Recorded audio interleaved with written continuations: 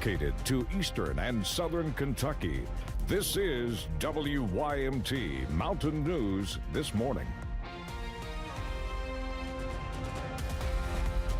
Good morning and a happy Friday to you, Mountain family. I'm Amelia Lee, here with you on this May 23rd. We are at 5:30 this morning, and that does mean it's time to check on in with meteorologist Megan Dusmall.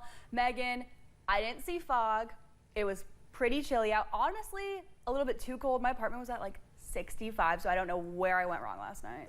You know, I never thought I'd hear the words coming out of your mouth that it's too cold. I never thought I'd hear that. But I guess today is a little bit of a chillier start for the day, even for Amelia, as you head out into the next couple hours. But the good news is it's a dry start. As we go into that satellite and radar, you can see no rain anymore. We have just a little bit of clouds in the region and a little bit of rain earlier, a couple hours ago, but since then, nice and dry. Not a bad day at all. Here's a look at those temperatures because it is chilly. We're seeing some 40s out there, 45 in Boonville, 48 in Jackson, 46 in Louisa, 48 in Jacksboro. This afternoon is not going to warm up too much either, as we only get to the upper 60s and low 70s. But the good news is we're going to stay dry almost all day long. Maybe a sprinkle chance this afternoon for our West Virginia counties, but all in all, not bad at all. High temperatures of the day as you're approaching that 4 o'clock mark. Amelia. Folks in Letcher County are hoping to provide a little comfort to tornado survivors in Laurel County, collecting donations that offered a warm dinner and a taste of home. WYMT's Buddy Forbes has a look at a mission to make meals. Couldn't see the remnants of homes. Like, you know, there were very few homes that you saw that were damaged. What you saw was rubble. And so it was just entire neighborhoods gone. When Willa Johnson saw the wreckage of the weekend tornado, she knew her Letcher County community had to do something to send love to Laurel County. Every disaster, we talk about those first days after, when you lose your home and you're working tirelessly, you're not slowing down to eat. If you do eat, it might be a sandwich or a hot dog, and you're grateful for that, but there's just something about getting that first warm meal. She says people quickly began rallying to get resources together, using their own experience as flood survivors to fuel the mission. Cakes and brownies and cookies, and the Birdine Elementary School collected and donated. The Neon First Church of God collected and donated. Individuals were calling us. We were stopping along the way to pick up casserole. With more than 20 casseroles collected, she and her team hit the road, taking the food to London and seeing the loss firsthand. But when you lose it in a tornado, you don't even know where it went, if it burned, if it survived, if it's in the neighbor's yard. And so it's just a whole other level of confusion that happens. She says it was overwhelming to know so many people are dealing with the devastation. But there was a small light in seeing the help that is pouring in, even if it is just the comfort of a casserole in a time of chaos. Having that sense of we went through it, and we wish you weren't going through it, but we know what made us feel better and what helped us. It's just so uplifting and beautiful to see that happen. In Letcher County, Buddy Forbes, WYMT Mountain News. Johnson says her group is planning to return soon with money and gift cards for people in need, and they're collecting donations for that mission now. Well, insurance experts are offering advice for homeowners filing claims after last weekend's tornado. They say the right steps now can help prevent bigger headaches later on. State Farm says more than 1,700 claims were already filed in Kentucky following the storm. Agents encourage people to file claims as soon as possible, document damage, and be cautious when hiring contractors. Often during catastrophic events such as this, you will have people who may show up from out of town that you don't know. It's always best to go with people that you know. You might want to talk to your agent, friends, family, and they may provide a good reference for someone that they have worked with in the past.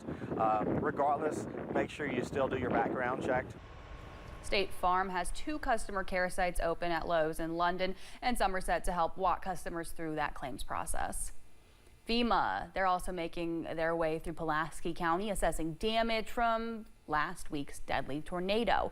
Pulaski County EMA Director Chris Mason says he knows of at least 200 damaged structures in the county and says FEMA will need to do their own assessments before they can determine if people are eligible for aid. FEMA needs to go back and check all those out to make sure that what we put into the system matches up with what's actually in the field. Mason says the county is working to get a relief fund set up for people to donate funds to those who need it most in Pulaski County. The owners of a popular coffee shop in Somerset say they will rebuild their south location. Yesterday, they posted these pictures on Facebook. They're on your screen now of that destruction. They say their building is beyond repair, but they're thankful no one was there during the storm and no employees had significant damage. A free lunch will be provided for disaster relief volunteers as well as those impacted by the tornado in Laurel County. The Kentucky Cattleman's Burger Lunch will be from 11:30 until 1 o'clock today. It'll be at the Family Dollar on Kentucky 363. The address is 2040 Keavy Road in London. In central Kentucky, the Scott County Fire Department extended its times for their donation drive for the Southern Kentucky tornado relief. Folks in that area can donate today through Saturday. The department says their most immediate needs are heavy-duty trash bags, shovels, rakes, feminine products, baby food and diapers, as well as other cleaning supplies and tools. Folks can go to 2200 Cincinnati Pike in Georgetown to drop off donations. Barberville Mayor David Thompson and others are calling on folks to help with donations to support people impacted by the recent natural disaster. In a post by Barberville Tourism on Facebook, it says folks can drop off cleaning supplies today until 9 o'clock on the porch of Barberville Tourism's location. They say the city of Barberville will also be helping to clean up a designated area near Levi Jackson Park Saturday morning. Donation efforts continue as people are working to clean up after the tornado. Businesses throughout Carter County were setting up donation sites for tornado victims in London. The Olive Branch Market is just one store in the area collecting those donations, even though they're located about 2 hours from London. They say they're sending supplies and 600 lunches to storm victims and volunteers. The success here for my business is not measured in money or how successful we are with traffic. It's how we can come together as a community and help in needs. So that's the main goal and always has been at our market is whatever we give, we want to give it back. The Olive Branch Market says they will be delivering donations to London today. The Kentucky Blood Center is in critical need of O-negative blood, and some folks who donate now have a chance to win free gas for a year. The Kentucky Blood Center is hosting the Slay Cancer Festival Blood Drive on June 6th. It'll run from 2:30 until 6:30 at the Martin County Courthouse in Inez. Those who give blood will receive a Kentucky Donor t-shirt, and throughout the month of June, one person will win marathon gift cards through a partnership with Clark's Pump and Shop. You can find more details on the Kentucky Blood Center's website. Well, if you've not applied for FEMA assistance and your home or business was impacted by the deadly February flooding, you are running out of time. You have until Sunday to apply for federal disaster assistance, and this includes many counties in our viewing area. You can apply online at disasterassistance.gov or call the FEMA helpline at 800-621-3362. That line is open from 7 until 10. More than $43 million are approved for individual assistance. One person is dead following a house fire in Corbin. The Corbin Fire Department says it happened early yesterday morning on Seal Street near 5th Street. Police say the homeowner is a gun enthusiast and owned firearms in the home. People heard explosions from as far out as the Moore Hill area. The coroner's office has not released the victim's name. Stephen Lawson is now behind bars in Warren County as he prepares to stand trial on charges connected to Crystal Rogers' disappearance. Prosecutors claim Lawson picked up his son Joseph after he got a flat tire while driving Rogers' car after her disappearance in 2015 out of Nelson County. They say he covered up details about Rogers' disappearance and her death. He's charged with complicity to murder and tampering with evidence. Lawson's trial starts next Tuesday. The search continues for the next president of Big Sandy Community and Technical College.